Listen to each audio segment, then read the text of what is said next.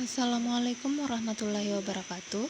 Halo teman-teman, bertemu lagi dengan saya Rahmi dengan NIM D1B1212365 dari kelas 03 Ali Jenjang di Universitas Mega Rizky Makassar. Pada kesempatan kali ini saya akan membahas mengenai mekanisme kerja obat. Namun sebelum itu kita harus mengetahui apa sih mekanisme kerja obat itu. Mekanisme kerja obat yaitu bagaimana cara obat bekerja dalam tubuh sehingga dapat memberi efek yang diinginkan. Obat menghasilkan kerja dengan mengubah cairan tubuh atau membran sel atau dengan berinteraksi dengan tempat reseptor.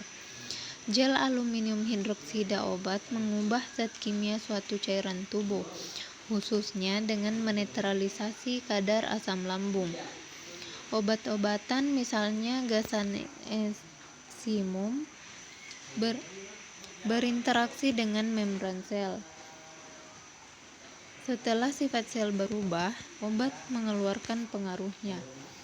Mekanisme kerja obat yang paling umum ialah terikat pada tempat reseptor sel. Reseptor melokalisasi efek obat. Tempat reseptor berinteraksi dengan obat karena memiliki bentuk kimia yang sama.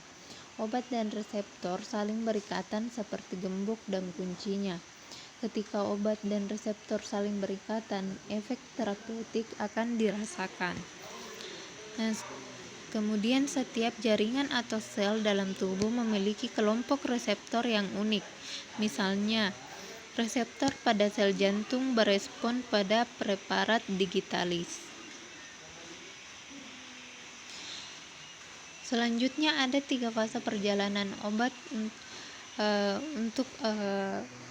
yang termasuk proses dalam mekanisme kerja obat. Yang pertama yaitu fase farmasetik. Kemudian yang kedua fase farmakokinetik yang meliputi proses absorpsi, distribusi, metabolisme, dan ekskresi. Kemudian yang ketiga fase farmakodinamik. Nah, yang pertama yaitu fase farmasetik. Farmasetik atau disolusi adalah fase pertama dari kerja obat. Dalam saluran gastrointestinal, obat-obat perlu dilarutkan agar dapat diabsorpsi. Obat dalam bentuk padat, tablet atau pil harus didisintegrasi menjadi partikel-partikel kecil supaya dapat larut ke dalam cairan dan proses ini dikenal sebagai disolusi. Kemudian fase farmakokinetik. Ada 4 proses yang termasuk di dalam fase ini. Yang pertama yaitu absorpsi, distribusi, metabolisme, dan ekskresi.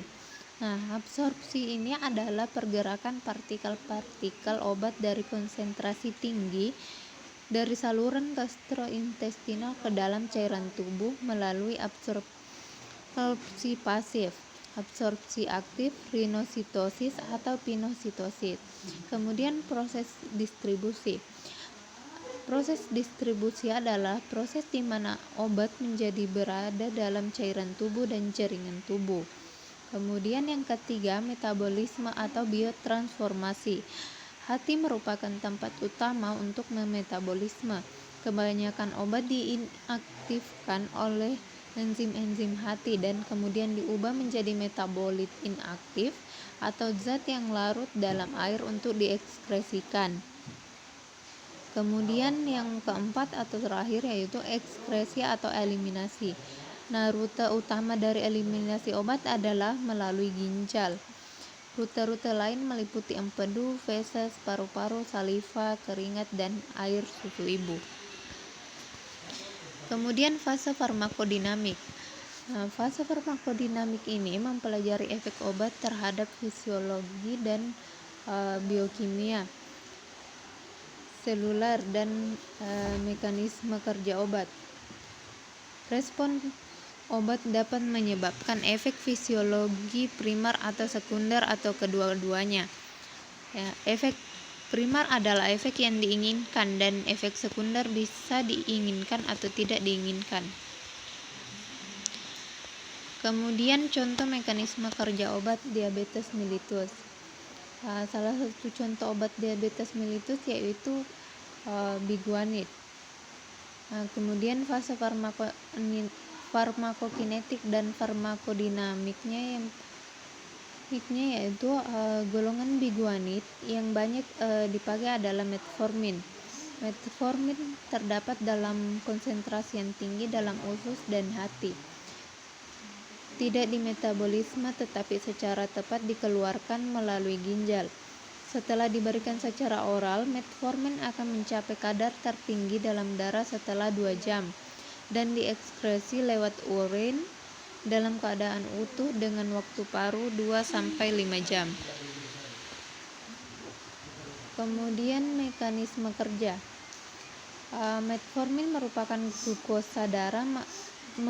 Metformin menurunkan glukosa darah melalui pengaruhnya terhadap kerja insulin pada tingkat seluler distal reseptor insulin dan menurunkan produksi glukosa hati.